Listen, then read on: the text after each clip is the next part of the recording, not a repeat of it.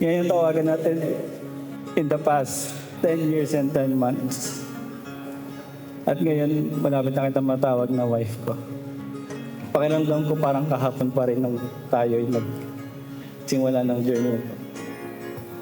At sa journey na yan, marami akong natutunan, especially spiritually and physically.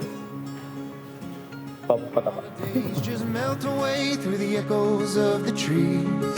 Carved a heart, an oak tree bark, our initials in between. Oh, I just can't look away.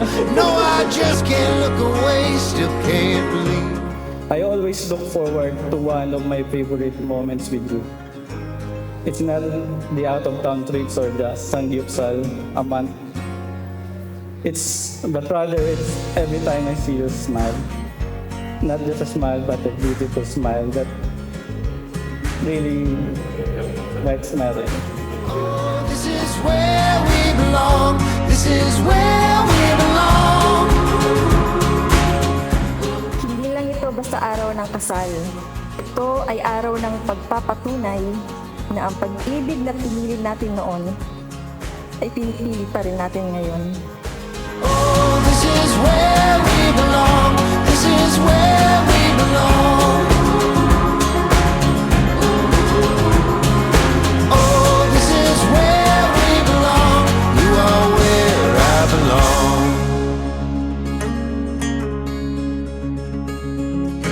Hi, Kevin.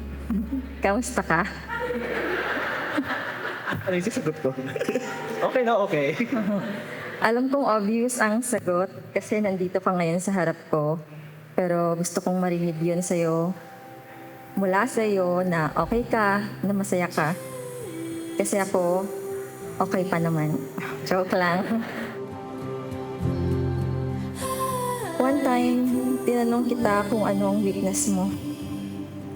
And with a shy smile, sinabi mo sa akin na ako ang kahinaan mo. Kevin, I don't want to be your weakness. Ayokong makita mo ako bilang kahinaan mo. I want to be your strength. I want to be the one you lean on when life gets heavy. The one who stands with you in every battle. And the partner who walks with you toward every dream. After 15 years and 10 months, after all the dreams we've chased and the storms we've survived, we're finally here. In a moment,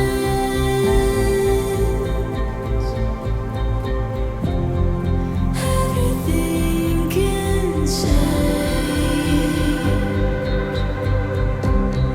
If I go